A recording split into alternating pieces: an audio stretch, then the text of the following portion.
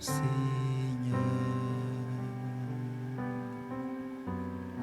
Entre tes mains, j'abandonne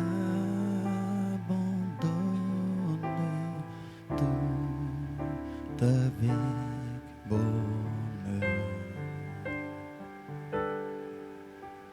Oui, prends tout, Seigneur. Oui, prends tout, Seigneur. Entre tes mains, j'abandonne tout avec bonheur. Seigneur Dieu, nous nous abandonnons en tes mains parce qu'il est temps que ta parole vienne dans nos cœurs. Cette semence de la vie, qu'elle trouve en nous une terre fertile où elle sera semée, qu'elle germe, qu'elle croisse et qu'elle donne du fruit digne de la repentance, qu'elle nous transforme de l'intérieur. Seigneur, je te prie pour ton serviteur que tu t'es choisi ce matin pour nous parler, que sa vie soit ton instrument, que son être tout entier soit ton instrument pour nous parler. Père, cache-le dans le sang de l'agneau, couvre-le de tes ailes et qu'il soit à l'abri contre toute attaque contre sa vie. Que sa famille aussi soit protégée, gardée. Que Seigneur, tes anges soient autour d'eux, un cordon de sécurité pour les protéger au nom de Jésus. Père, nous te cédons toute la place. Parle-nous, fais-nous du bien. Et qu'en repartant d'ici, chacun dise: le Seigneur m'a fait du bien, je lui rends grâce. Au nom de Jésus. Amen. Amen. Alors, dans l'amour du Seigneur, si tu veux acclamer le Seigneur, il faut toujours bien le faire. Amen. Il ne faut jamais hésiter. Si tu veux acclamer le Seigneur, acclame-le comme il mérite de le recevoir. Et par ces acclamations, nous recevons l'homme de Dieu, le pasteur Ézéchiel, qui vient nous parler de la part du Seigneur.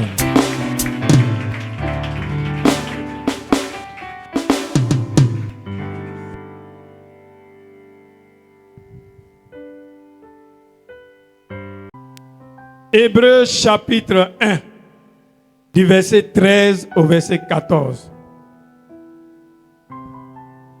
Hébreux chapitre 1, du verset 13 au verset 14. J'espère qu'on me suit. Hébreux chapitre 1, verset 13 au verset 14. Je lis la parole de Dieu avec respect, avec soumission. Et auquel des anges a-t-il jamais dit: assieds-toi à ma droite, jusqu'à ce que je fasse de tes ennemis ton marchepied? En d'autres mots, Dieu n'a jamais dit aux anges: faut t'asseoir à ma droite, et puis j'ai fait de tes ennemis mon marchepied. Non. Verset 14. Ne sont-ils pas tous des esprits au service de Dieu, envoyés pour exercer un ministère en faveur de ceux qui doivent hériter du salut? Alléluia. Voici ce que l'auteur nous dit. Quand nous commençons déjà vers le début, il est en train de mettre la différence entre Jésus et puis les anges. Il nous dit que Jésus est supérieur aux anges. Jésus est Dieu, mais les anges ne sont pas Dieu. Alléluia. Et lui, Dieu n'a jamais dit à un ange: viens, sois à ma droite, et puis j'ai fait de tes ennemis mes marchepieds. Mais la seule personne à qui il a dit, c'est à Jésus. Alléluia. Et maintenant, il dit, les anges en question là, ne sont-ils pas des esprits qui sont au service de Dieu? Ils ont été envoyés pour exercer un ministère en faveur de ceux qui vont hériter du salut. Quand on parle de ministère ici, on parle travail, mission, service. Amen, amen. Frères et sœurs, comme je le disais, chaque fois, nous parlons de démons, nous parlons de tel esprit, par-ci, par-là. Mais n'oublions pas que nous-mêmes là, on est plus dangereux que les sorciers. Tu n'as pas compris ce que j'ai dit. J'ai dit nous-mêmes, nous sommes plus dangereux que les sorciers. Tu es plus dangereux que même les mystiques. Tu es plus dangereux que les marabouts, les féticheurs, les sorciers. Mais si tu ne sais pas qui tu es, eux qui vont te dominer toujours. Alléluia. C'est pourquoi ce matin, le thème de cette exhortation, si on n'a pas fini, on va terminer la prochaine fois. Alléluia. Si Dieu fait grâce. Le thème c'est la mission des anges en faveur des héritiers du salut. Je reprends. La mission des anges en faveur des héritiers du salut.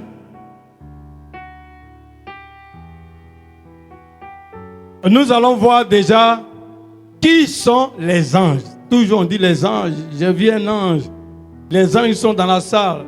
Les anges sont... Qui sont les anges? Et nous allons voir aussi quelle est leur mission. Leur mission en faveur de ceux qui doivent hériter du salut. Et puis, comment déclencher ou bien activer leur ministère, leur travail là, comment les rendre efficaces. Alléluia. Et nous allons voir juste une partie aujourd'hui. Et par la grâce de Dieu, on terminera une autre fois. Amen. Alléluia. Mais sache que pendant que je suis en train de parler, déjà, ils sont déjà dans la salle. Hein? Ils sont déjà dans la salle. Qui sont les anges? D'abord, le mot ange là, en grec, on dit angelos. Angelos, ça veut dire quoi? Ça veut dire simplement envoyer. Un envoyé ou un messager. Donc, ange veut dire envoyé ou bien messager. Maintenant, dans le texte que nous venons de lire, la Bible dit que les anges sont des esprits. Ce sont des esprits serviteurs. Ils ont été créés par l'Éternel, le Dieu Tout-Puissant. Et Dieu les a envoyés pour nous aider. Mais aider qui? Aider ceux qui sont les héritiers du salut. Les héritiers du salut, c'est qui? C'est ceux qu'on appelle les enfants de Dieu. Ceux qui ont cru au sacrifice de Jésus. Ceux qui sont repentis pour leurs péchés. Ceux qui ont cru à tout ce que Jésus a fait pour eux. Qui ont reçu Jésus dans leur vie comme leur Seigneur, leur Sauveur personnel. Qui ont décidé de marcher avec Jésus. Qui ont décidé de marcher selon la parole de Dieu.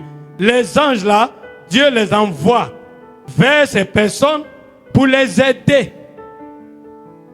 C'est ça, on dit, faire un ministère en faveur de ceux qui doivent hériter du salut. Ministère en faveur, c'est-à-dire leur travail, ils sont là pour nous aider dans la marche. Ils sont là pour nous aider pour l'accomplissement de notre destinée. Alléluia. C'est leur travail.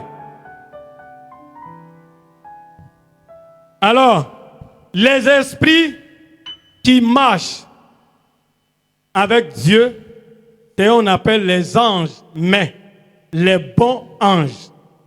Parce qu'il y a les mauvais. Donc, les bons anges là, ce sont les esprits qui marchent avec Dieu. Maintenant, les mauvais là, c'est eux qui ne marchent pas avec Dieu. Eux qui marchent avec le diable. Ils sont les serviteurs de Satan. Donc, les mauvais anges là, on les appelle les anges déchus ou bien les démons. Vous savez, dans Apocalypse chapitre 12, la Bible dit qu'il y a eu la guerre dans le ciel. Et celui qu'on appelle aujourd'hui Satan, il était un ange brillant, Lucifer.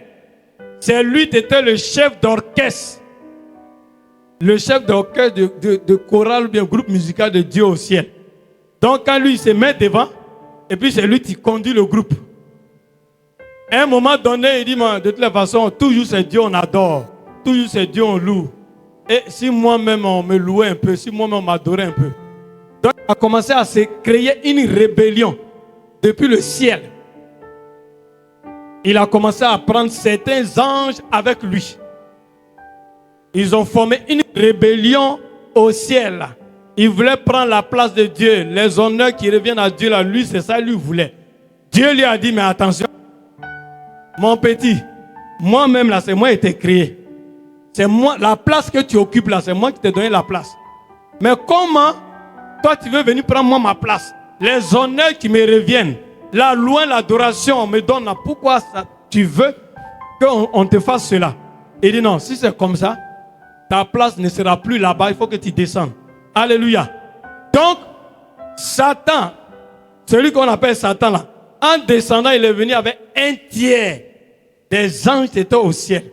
Donc, si les anges étaient au ciel là, s'ils étaient 30, donc le diable est descendu avec combien?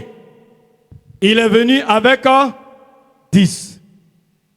S'il est venu avec 10, ça veut dire qu'il y a 20 qui sont avec qui? Avec Dieu. Donc, avec, faut bien dire, avec moi.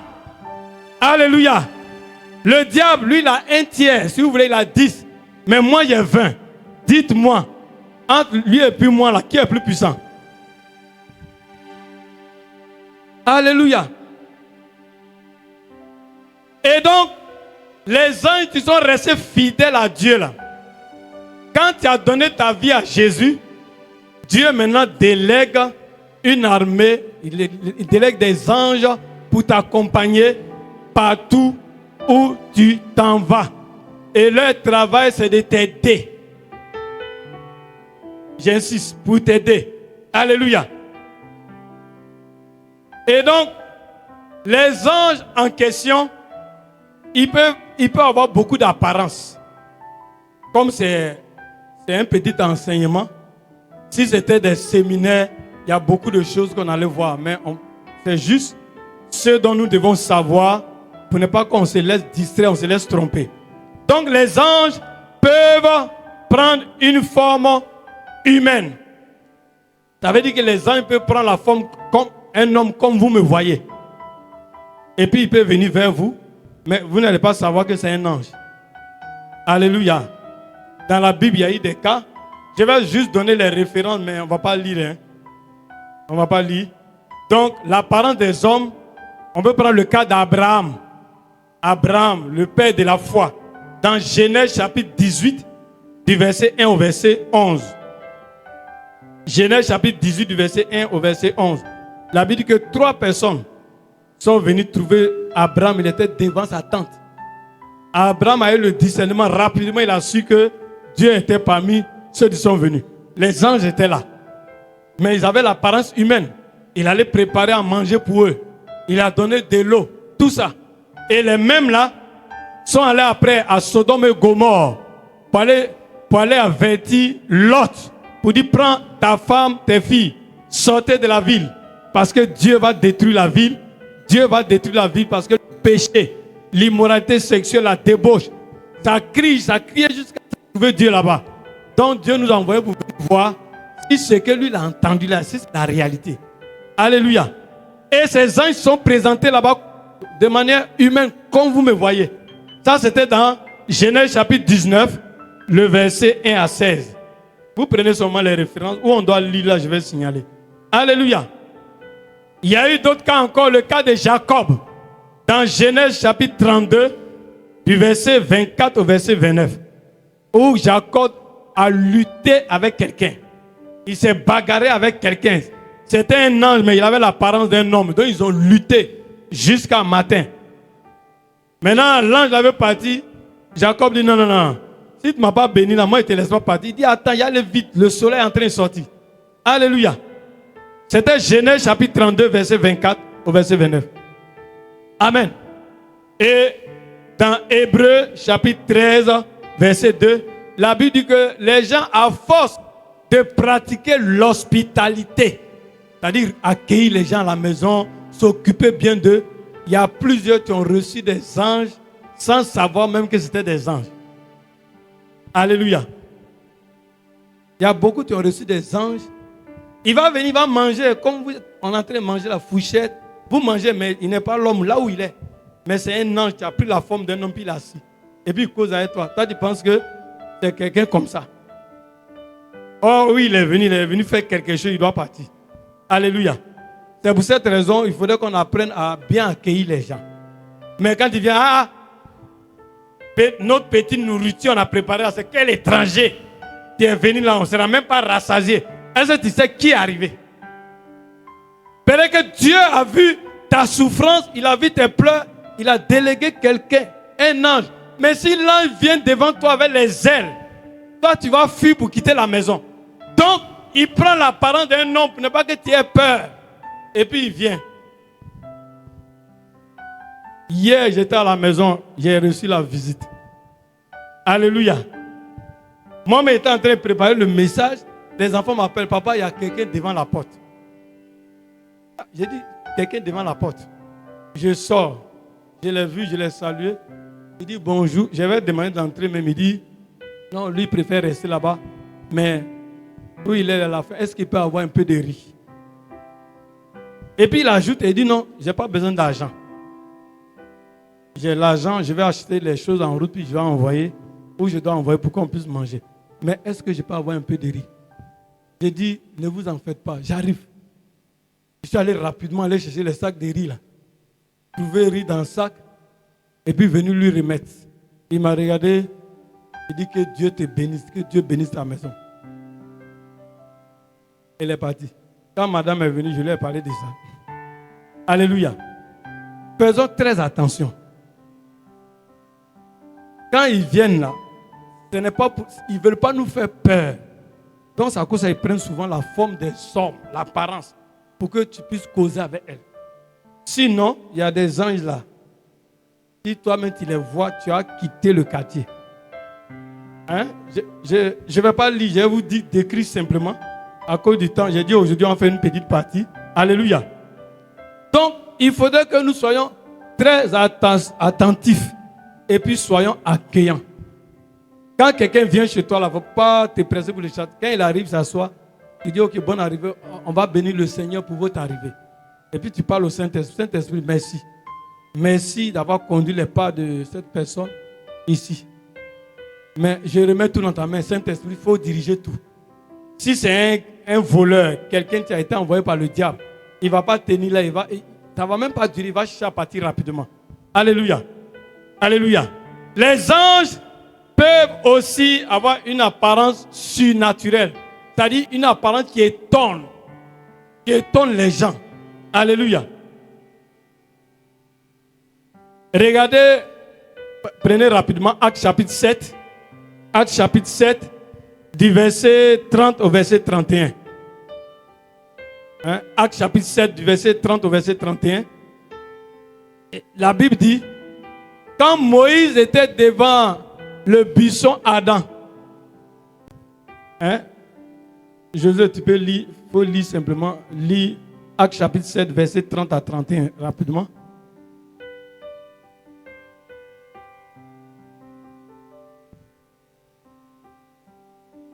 Actes chapitre 7, verset 30, verset 31.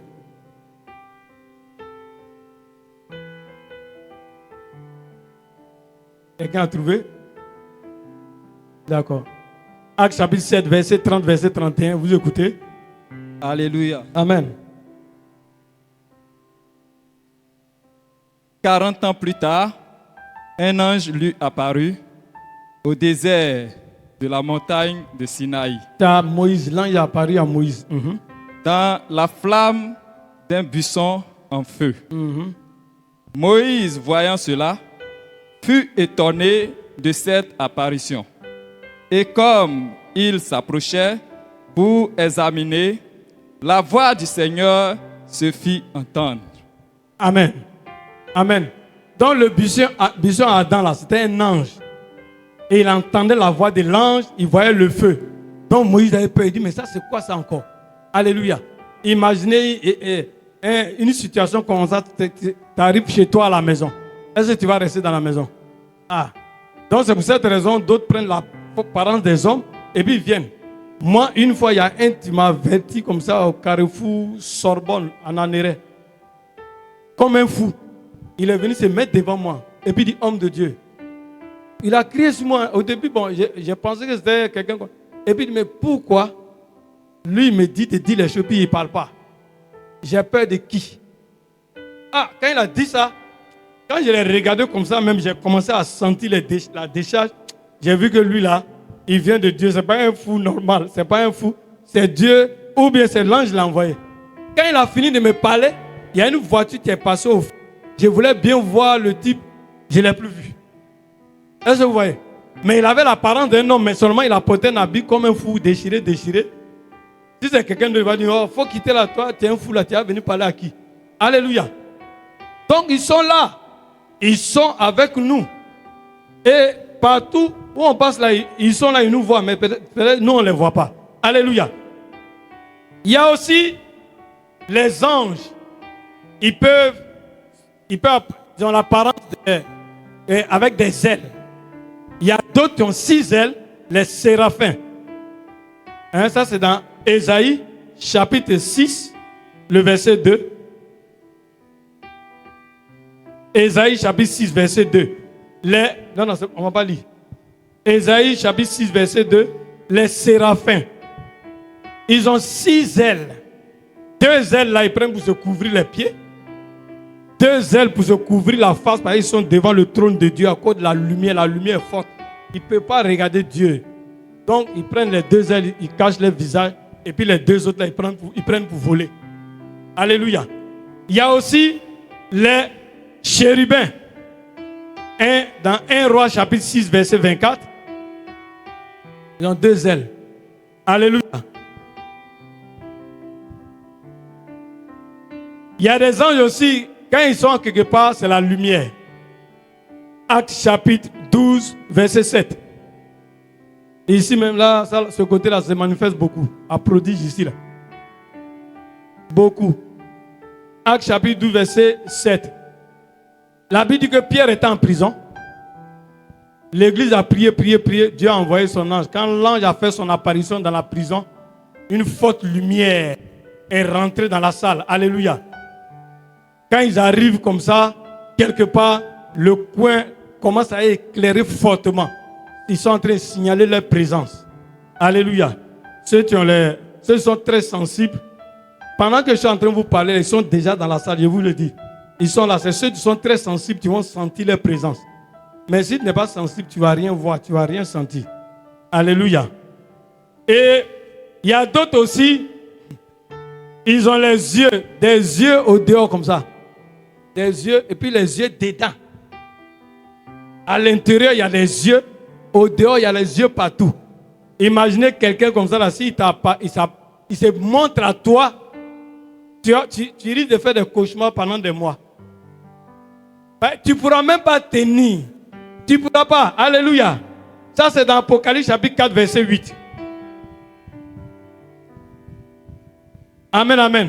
Donc, il peut prendre plusieurs formes. D'autres, c'est la tête des animaux.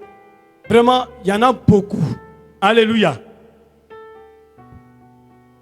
Maintenant, sur quoi je voulais insister, sachant une chose, les anges, ils sont au service de Dieu. Ils agissent sur les ordres de Dieu et non sur les ordres des hommes. Je reprends.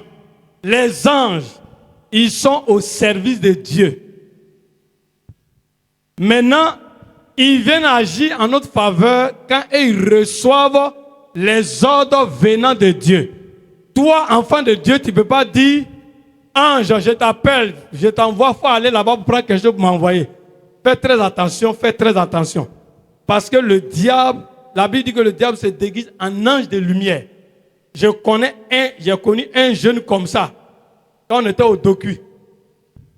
Il laisse la Bible, c'est les documents que les gens vendent. Il est là acheter, je ne sais pas, on parle de Dieu, je ne sais pas c'est quel Dieu.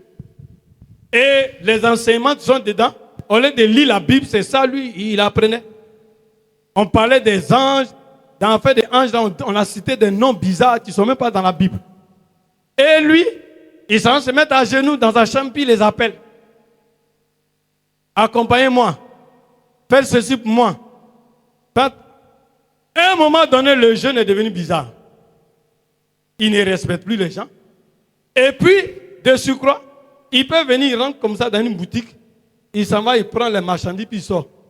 On l'arrête, il dit non, c'est Dieu qui l'a envoyé d'aller prendre. Donc, faisons attention. Les livres que les gens vendent, les livres ésotériques, les livres, on va parler de Bouddha, on va parler de Maïkari, on va parler de ceci. On va dire, il faut prendre telle position. Il faut appeler, il y a tel ange qui va venir. Et c'est lui qui va te garder, va t'accompagner. Tu risques de faire alliance avec des démons. Tu risques de faire des alliances avec des démons. Si tu as fait alliance avec les démons, c'est eux qui vont siéger dans ta maison. Ils vont contrôler tout à la maison. Vous n'allez pas vous en sortir. Et quand c'est comme ça, les anges que Dieu a mis auprès de nous, Dieu peut même les appeler pour dire revenez. Revenez, laissez-le avec les démons. Comme c'est lui-même qui allait les chercher, laissez-les. Alléluia. Josué, il faut prendre Psaume 91, verset 10 au verset 11. Donc les anges, ils sont au service de Dieu. Ils agissent selon l'ordre qu'ils auront reçu de Dieu. Parce que Dieu seul sait c'est quel ange il va envoyer pour faire un travail dans nos vies en fonction de la situation. Alléluia. Alléluia. Et donc, toi, tu ne peux pas donner des ordres à des anges. Parce que ce sont nos compagnons de service. Ils sont là pour nous aider. Ils ne sont pas là pour obéir à nous nos ordres. Non, non, non. Ils sont là pour obéir à ce que Dieu leur dira de faire. Alléluia. Il faut lire le Psaume 91, verset 10 à 11. Psaume 91, verset 10 à 11. Aucun malheur ne t'arrivera. Aucun malheur ne t'arrivera. Aucun fléau n'approchera de ta tente. Aucun fléau n'approchera de ta tente. Pour quelle raison? On y va. Car il ordonnera à ses anges de te garder dans toutes tes voies. Dans toutes tes voies. Qui va ordonner aux anges? Ah, ils n'ont pas dit ici, car il faut ordonner à toi tes anges. Non.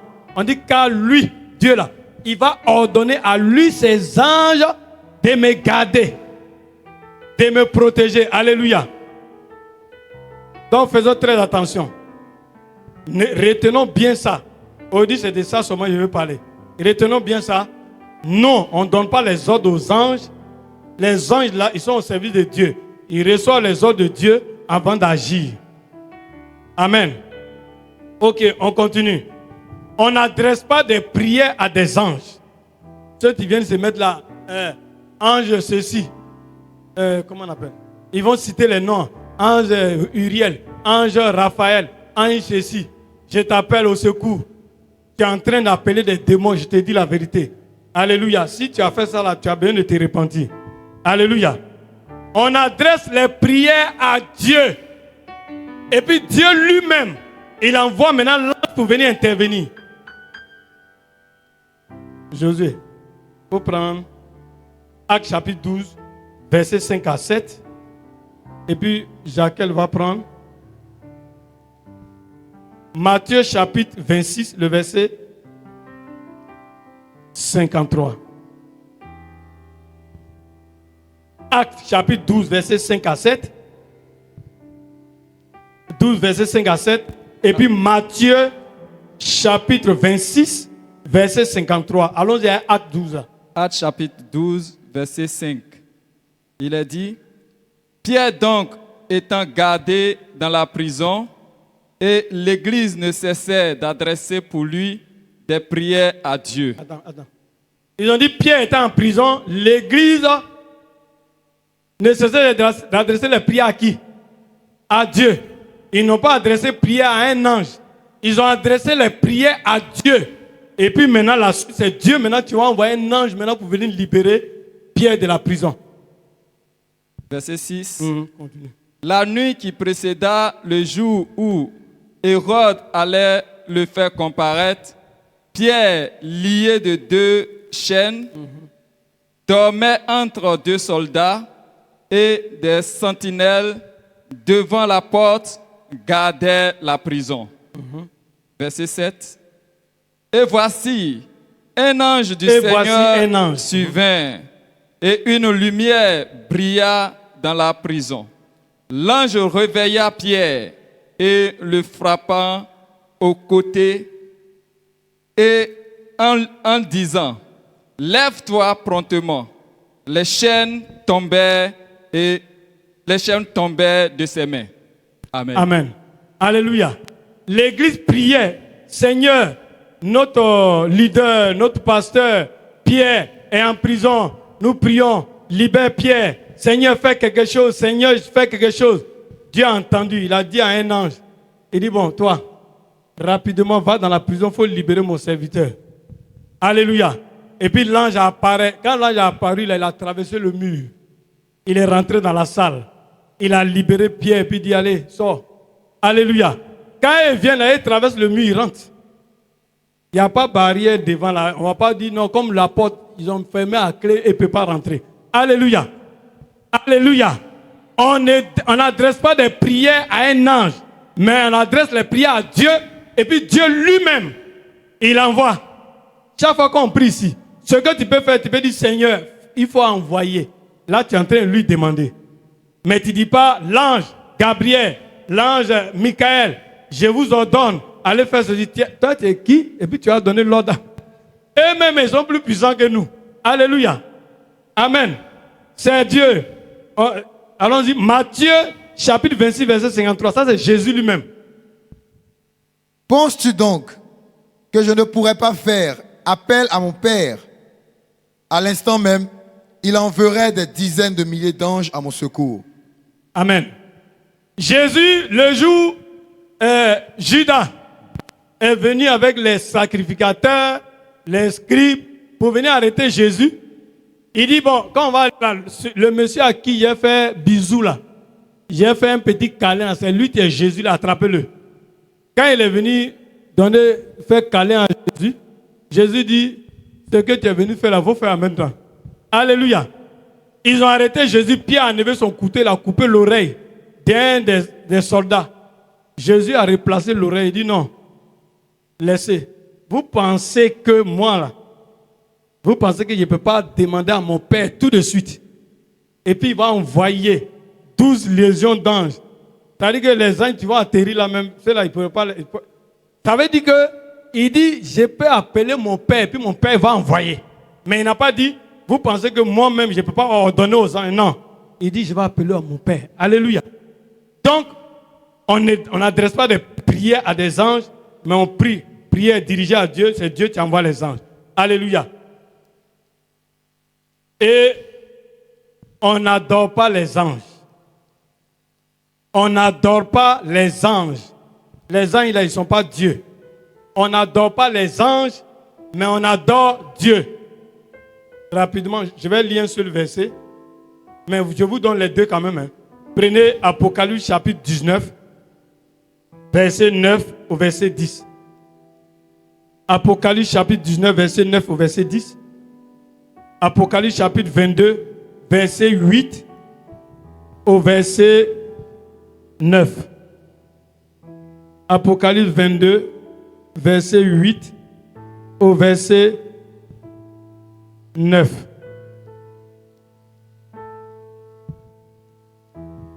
Alléluia. Je vais lire seulement le chapitre 22. Chapitre 22, à partir du verset 8. C'est moi, Jean, l'apôtre Jean, qui a entendu et vu ces choses.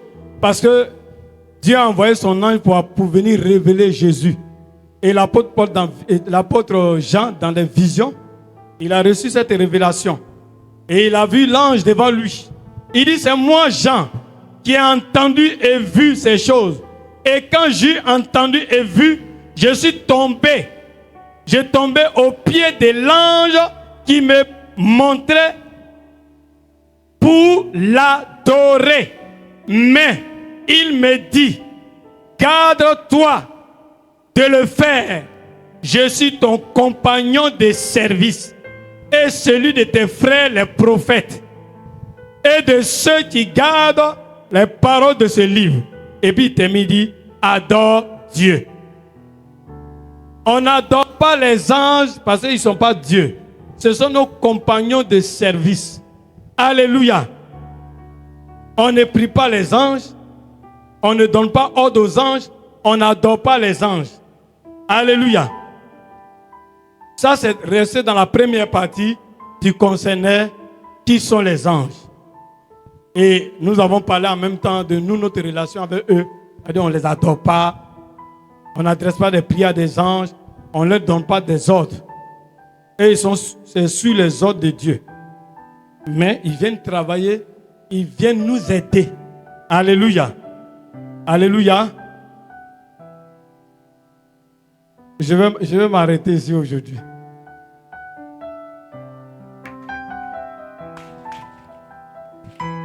Alléluia. Il faut savoir que si tu es un enfant de Dieu, tu es un enfant de Dieu, tu as reçu Jésus, il faut savoir que les anges sont déjà là. Partout où tu t'en vas, là, ils t'accompagnent. Parce que si tu es ignorant, tu ne sais pas qu'il y a des anges auprès de toi. S'il y a des sorciers, les démons, tu trembles. Mais je suis venu te dire ce jour que tu n'es pas seul. Tu n'es pas seul. Tu n'es pas seul. Alléluia. C'est vrai, le Saint-Esprit est là. L'Esprit de Dieu est là. Il est Dieu. Mais en plus du Saint-Esprit, il y a tes compagnons de service. Les anges que Dieu a délégués pour t'accompagner. Alléluia. Partout où tu vas. Il dit, il va ordonner à ses anges de te porter sur les ailes, de peur que tes pieds ne cognent une pierre. Alléluia. Donc sache que quand tu dors, il y a les anges autour de ta maison. Quand tu dors, il y a les anges dans ta maison. Tu vas au travail, ils t'accompagnent. Même présentement, nous sommes à l'église, ils sont plusieurs dans la salle, même au dehors. Ils sont là, mais peut-être que tu ne les vois pas, mais ils sont là. Parce que Dieu les a placés là pour nous accompagner. Alléluia. Alléluia. La prochaine fois, on va voir quelle est leur mission. Ils sont auprès de moi là. Quel est le travail qu'ils font exactement? Et puis, comment moi je peux faire pour les amener à travailler rapidement? Parce qu'il y a des choses si on fait là. Ils croisent les bras et puis ils ne font rien. Il y a certains ici là, les anges sont là. Mais ils ne travaillent pas parce que ça dépend de ce que nous-mêmes on fait. Alléluia. Si tu ne te comportes pas bien, et ils sont là, ils ne travaillent pas. L'ennemi vient, il te frappe. Il fait tout, ils sont là. Les démons les voient. Ils les voient, mais eux, ils ne parlent pas. Alléluia. Donc, la prochaine fois, on va voir par la grâce de Dieu qu'est-ce qu'il faut faire pour déclencher les ministères, pour activer. Qu'est-ce qu'ils doivent faire pour qu'ils soient encore remplis, c'est-à-dire qu'ils soient encore en forme pour travailler pour toi. Alléluia. Il y a plusieurs, il y a d'autres, vous voyez, il y a certains, il y a 3 ans qui sont arrêtés derrière eux. Derrière eux, pendant que vous êtes dans la salle. Il y a d'autres, c'est 1. Alléluia. Alléluia. Que le Seigneur nous bénisse.